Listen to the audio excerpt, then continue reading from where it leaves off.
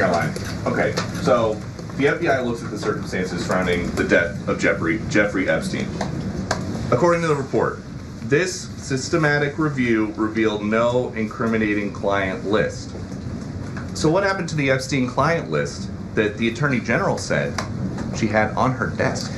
Well, I think if you go back and look at what the Attorney General said in that interview, which was on your network on Fox News. Got the quote. Go ahead. John Roberts said, DOJ may be releasing the list of Jeffrey Epstein's clients. Will that really happen?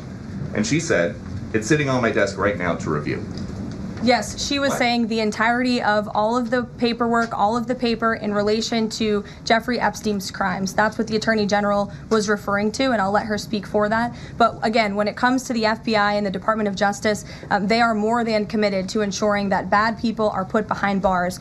They have an operation going on right now called Summer Heat, which has our murder rate trending in the lowest direction in United States history. Their emphasis on violent crime and locking up violent criminals has led to the arrest of 14,000 violent criminals. That's a 62% increase from the same time period last year. So this Attorney General and the FBI Director are committed to putting bad people behind bars where they belong. They promised an exhaustive review. That's what they did. For any further details, I would refer you to the Department of Justice. Is involved in pedophilia, including the House of Windsor, all of them, going back to Queen Elizabeth. If the list is exposed, the government will fall. So, do I care about the Epstein files? Of course I do. Yes. But is the word just? No, it's not. But I know that the vengeance is his. You know what? I'm so glad we're talking about this. My counsel to President Trump released the files. It can ruin the country. It can ruin but maybe it needs to be ruined to be rebuilt, because thousands and thousands of politicians, we're talking presidents, former presidents, prime ministers, don't you know over 60% of European royalty is involved in pedophilia, including the House of Windsor, all of them, going back to Queen Elizabeth. If the list is exposed, the government will fall. But the people were promised. We're going to release, here comes Fan Body back in February. I kept the list on my desk for review. I'm reviewing it. Then she says, okay, I haven't read it. Wait a minute now. You just got done telling us you're reviewing it. Okay. And when John Roberts had asked her on Fox News, okay, had you found anything sensational? And she says, no, she's lying. And then she gave these little binders to some of the... What was that? If it doesn't exist, what was that like 6 months ago? If it doesn't exist. Yeah, okay. And with Liz Wheeler, she's upset. Okay, so these binders, which on the front says phase 1. Wait a minute now. So if there's a phase 1, where's phase 2? Where's phase 3? But Pam Bondi said that's all it is. But if that's all there is, why did you put phase 1? She made them look like fools. Pam Bondi needs to go because Pam Bondi is compromised because of her first husband, Garrett Barnes, his connection to the Epstein Corporation in Florida. So these people, they're upset. You gave us binders, and most of the pages, oh, we got it. Okay. Who's involved? Okay. I love President Trump, but you got to come clean. You got, just show, listen, it's a stone in the shoe of this administration that must be removed. That's an old mafia term. 3 can keep a secret of 2 are dead. I don't care what great things they do.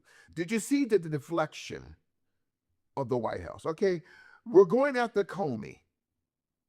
We're going after John Brennan. That's deflection away from the Epstein files. People want transparency.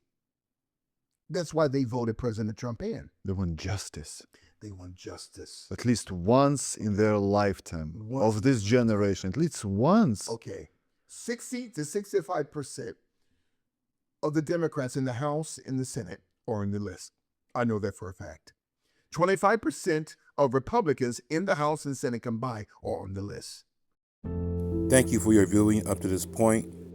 Subscribe for more informal information. 25% of Republicans in the House and Senate combined are on the list, including Lindsey Graham. When it comes to pedophilia, no one cares about the party preference. No one cares, you see? Exactly. But if Trump doesn't reveal it, he's going to lose the midterms in 2026. And then they're going to impeach him. I'm telling, so he's got to, this is not going away. So you talk about Antarctica, the cell, the fallen angels. Remember Dwayne Wade, we talked about him. There is a powerful link on, I believe, on the Business Journal, one of the Business Journal websites. Your listeners can type in on google.com. Dwayne Wade has a misunderstanding of LGBTQ community, something like that. On his hair is miniature pyramids in the form of braids. Those miniature pyramids on the head of Dwayne Wade in that Business Review article represents one of the symbols that was declassified by the FBI a few years ago. People can look it up on Wikipedia. That the underground pedophilia network uses. Why would Dwayne Wade have that on his head? The pyramids with the spiral in it? Yes, going like this, but it doesn't go all the way at the end. Dwayne Wade's hat. That's a pedophile, high-level pedophile symbol of a boy lover, including a girl lover. See, these people have to sacrifice something. LeBron James, let me tell you something about LeBron. We're talking about Antarctica, the cell of the fallen angels. No other team in the NBA wants him. His time is up. I can't wait to see these shorts. His time is up. No team wants him. He's got one more year. And when he retires, his number would be called to either him, his wife, his daughter, or one of his sons. Somebody has to be sacrificed because we allowed you, LeBron, to pass Kareem Abdul-Jabbar. I'm telling you how these deep state devils think. They want blood, okay? We gave you what you want. You're the greatest scorer in NBA history. We need someone to be liquidated. His number will be called. And you got a lot of listeners. Oh, you're saying he's going to die? I'm not saying he's going to die like Kobe. Something is about to come up. Be called. You see, anyone on that, especially the rappers. We talked about this the first time I was on your Power Show. To go higher into the rap industry, you have to be butt broken, like you say, in humiliation. Okay, and so they're butt broken. That's the system. And if you don't want to give in, they're trying to destroy you. But LeBron James, so let me say this, and we're going to end it here today. LeBron James' days are numbered. His days are numbered. Not bless you, but may God's pleasure be upon you. Yeah. Yes. And the vengeance belongs to him. And the list will be leaked. Someone's going to leak it. I got a copy, but I'm told not to reveal it. I got a copy. So I'm indirectly telling the beautiful listeners, go to the Panama Papers, Pandora Papers, and the Paradise Papers. You just said that you have a copy of Epstein list? Yes, I do. And I'm going to say say the raw truth. I hope and pray I don't get in trouble for saying that. But you know what? Let me take off my glasses. I cannot hold back the truth. Children. So the names, Pandora Papers, Panama Papers, Paradise Papers, everyone is involved. Jeffrey Epstein, this is how I'm so glad. Again, I thank God for this podcast. So Jeffrey Epstein, his handler was a man by the name of Donald Barr, the father of the former Attorney General Bill Barr. Bill Barr was the Attorney General under the first Trump administration. His father, Donald Bard, was the headmaster at one of the most prestigious schools in New York City and around the country, the Dalton School in Manhattan. Man, New York. Donald Bard hired Jeffrey Epstein in 1974 to teach. Jeffrey Epstein had no degree, never finished college, but some way, somehow, he got a teaching job at one of the most prestigious schools in America. Okay. So Epstein's handler was the father of Bill Barr, Donald Barr. Donald Barr was a former OSS agent during World War II, the Office of Strategic Services. In 1974, when Bill Barr became the handler for Jeffrey Epstein, Bill Barr was a CIA agent. Breaking news. The war in the Middle East has made many politicians a lot of money already. Since the war was announced, Lockheed Martin is up 11% and General Dynamic is up 7%. We saw several politicians purchasing these stocks shortly before the war broke out.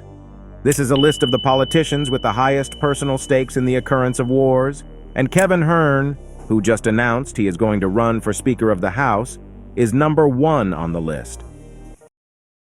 A CIA agent. And at the time, Jeffrey Epstein was both Mossad and CIA. Did you hear the other day during the press conference when one of the press people said to ask Pam Bondi about Epstein's connection to Mossad? She didn't want to talk about that. Or she said, I don't know anything. She's lying. Okay? The reason why, remember the JFK files came out a few months ago, okay? Benjamin Netanyahu, whose real last name is Malachowski, another topic for another day, told President Trump, remove the name of the state of Israel from the JFK files. Why? Why would it be a threat that the state of Israel would have to be removed from the JFK files, including the Mossad, because they were involved in the Kennedy assassination, because JFK wanted David Ben-Gurion to shut down that nuclear plant in Dimona, Israel. Gaddafi said it too. Gaddafi had exposed this. That's why they killed Gaddafi.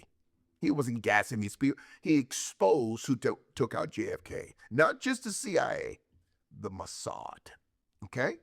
So the Mossad told Trump, do not have or name the Mossad in the JFK files, or remove it. Okay. In my conclusion, Antarctica, I'm trying not to smile because I love teaching. That's all the fallen angels. Netanyahu comes to the White House a few days ago. Mm-hmm. He says to President Trump, the state of Israel has nominated you for the Nobel Peace Prize. The same day, Pam Bondi says there's no files. Okay, she's been Mossad, okay? We've been lied to, okay? We've been lied to. Again and again and again, she's got to go, okay? So the Mossad was involved. Not just with JFK's assassination. These are demons now. Martin Luther King, we got to go through him one day. Operation Lantern Spike. Ooh, Lord have mercy. Operation Lantern Spike. A joint CIA, Pentagon, FBI initiative to assassinate Dr. Martin Luther King. Dr. King was already alive when he was sent to the hospital at St. Joseph's, okay? And we talked about this a couple of months ago. And then according to Dr. William Pepper, the attorney for the King family, he said that Dr. Brain Bland, the head of the surgical ER unit at St. Joseph's Hospital there in April 1968, was also paid by the Dixie mob to take out Dr. King was still alive. They smothered him. Dr. Brain Bland and 3 other men who were wearing black suits. This was according to the legal affidavit of a nurse. Her name was Lula Mae Shelby. Later, her son Jockton, not Johnson, Jockton Shelby, signed that affidavit after his mother died. that Dr. Breen Bland, the Memphis Dixie Mafia, on the orders of the FBI, Pentagon, CIA, Operation Lantern Spike, smothered Dr. King and spit on his corpse in the ER unit of St. Joseph's Hospital. You're dealing with the synagogue of Satan.